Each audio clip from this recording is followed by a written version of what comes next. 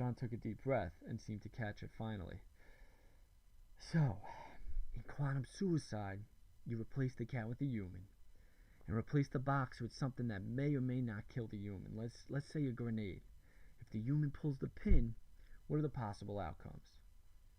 I can only think of one. The human dies. John shook his head. Not probable, possible. All right, I'll play along, Thomas said.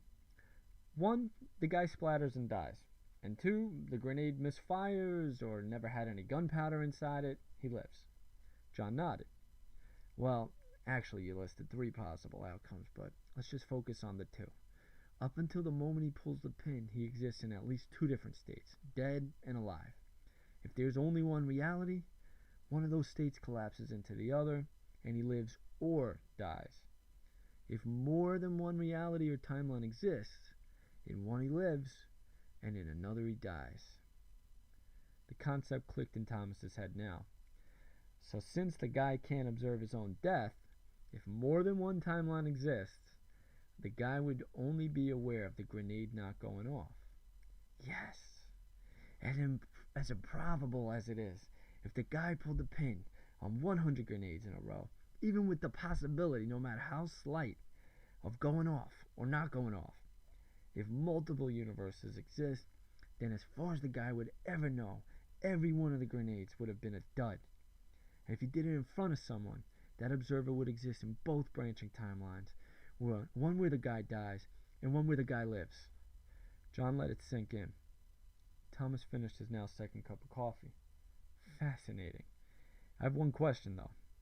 Shoot. What does any of this have to do with the BerenstEin or BerenstEin bears? John sighed. Well, you've entertained everything I've had to say so far. Do you think any of it is possible? Thomas struggled to find his words. Possible? Anything's possible. If one reality could exist, I can't see why multiple or even infinite realities might exist. The thing is, there's no proof. I guess you're going to tell me the BerenstEin name change is the proof. John shook his head. No, not the proof. Maybe the wake-up call or some kind of signal. To who? From who? I'm not following. It's my theory that sometime in the last 20 years, more likely since the year 2000, we underwent some sort of cataclysmic event in which most or all people on Earth died, sending us into an alternate reality where it didn't happen.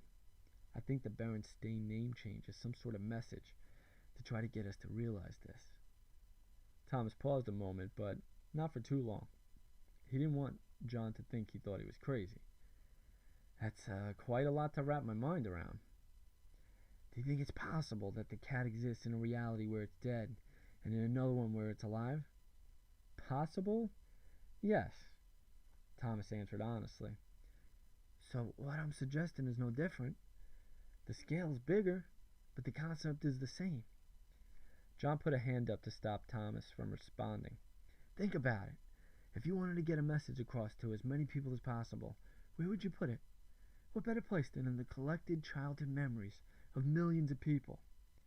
John, if someone wanted to send a message to the world, a person or a future humans or alien beings that had the ability to change a letter and a last name in between 2 different timelines, wouldn't this person or beings have an easier way to get the message across than to use something that could be so easily dismissed?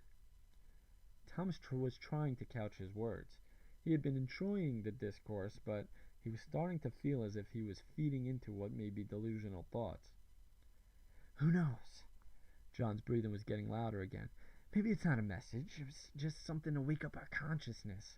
A bell ringing. Meant to try to get us out of the malaise of the last decade or so. Be honest, can you possibly look at the world since 2000 and say we are on the correct path as a civilization? I think we might be more aware of what's going on in the world today, like in real time, but I'd have to admit that I'm not happy with the way we're headed. The same way people have felt in their own present for at least the last 1,000 years, though. John opened his stack of papers. Look, I've spent months researching possible messages the BerenstEin name change might mean. First, I tried reading the entire series. I found no messages in them.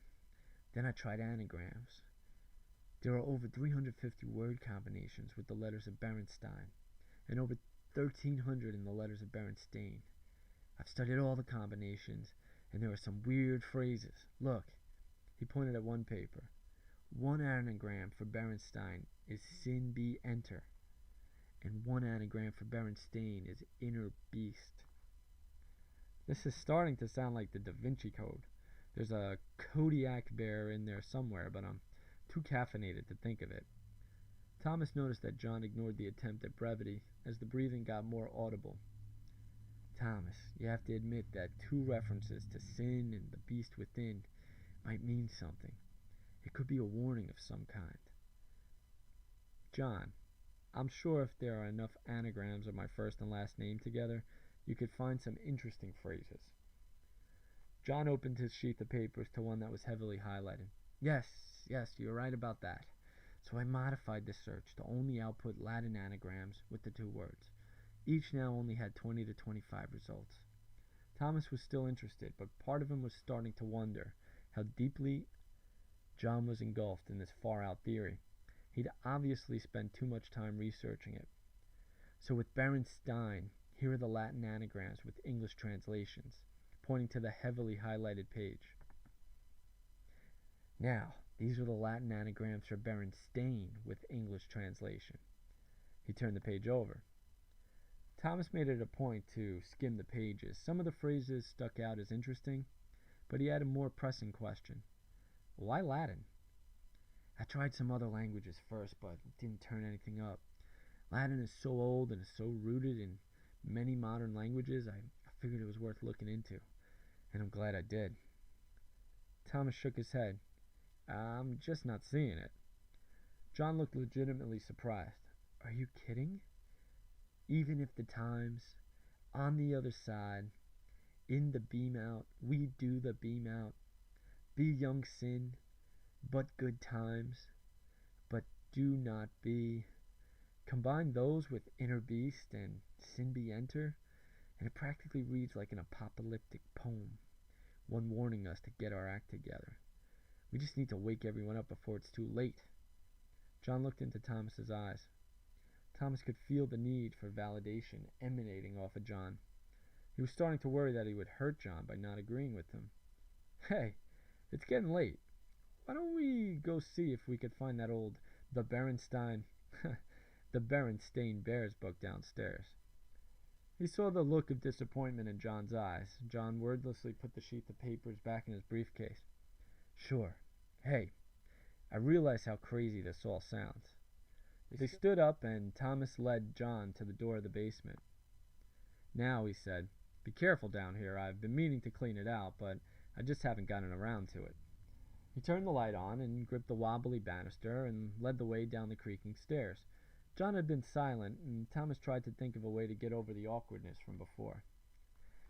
If the entire world's population slipped into a new timeline, why would some people remember the name as the BerenstEin Bears? John responded as they got to the bottom. I think that there are people alive in this timeline who never existed in the other BerenstEin timeline. As he spoke, he regained the enthusiasm that he had before. Maybe in another timeline they died or their parents never met. But in this timeline, such minor changes occurred to where that now they exist and have only existed in this timeline. The whole butterfly effect thing. So if all they've ever known was this alternate reality, or this timeline, then it would have always been the BerenstEin Bears to them. Both men had started sifting through large piles of old books. Thomas wasn't sure if they'd be able to find it, but if it had been there, it probably still was. His father never threw out a book, and he had inherited that trait. If they didn't sell it, they stored it. So, when do you think we actually shifted to this timeline? Thomas was doing his best to gain back John's trust. He didn't know why it was important that he did. Maybe it was the fact that he hadn't felt a connection with a real human being in so long. He began to wonder why he had let so much time go by before searching out meaningful companionship. For everything I do know or think or feel, I'm really not sure. Maybe there was all-out nuclear war with Russia or something started in the Middle East. Maybe the Hadron Collider created a black hole that we got sucked into, or a new Big Bang. Maybe the ancient Mayans were right and the world was fated to end in 2012. The Mayans? Didn't they have a constellation that looked like a bear wearing a straw hat and overalls?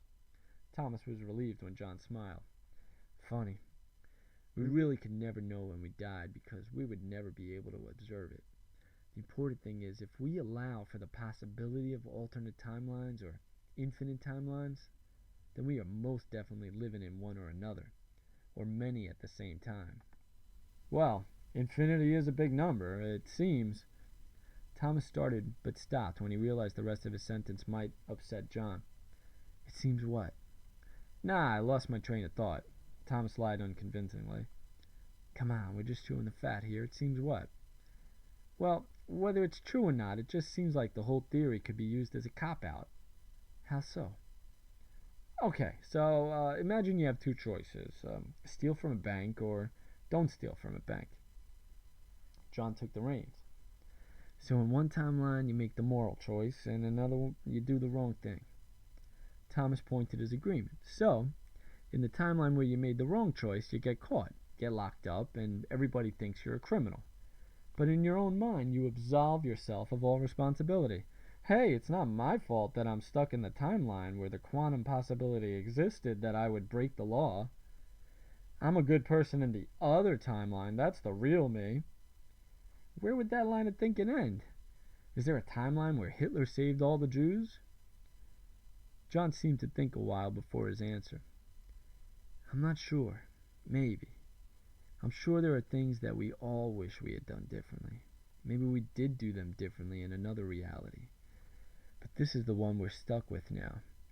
It's future timelines that I'm worried about.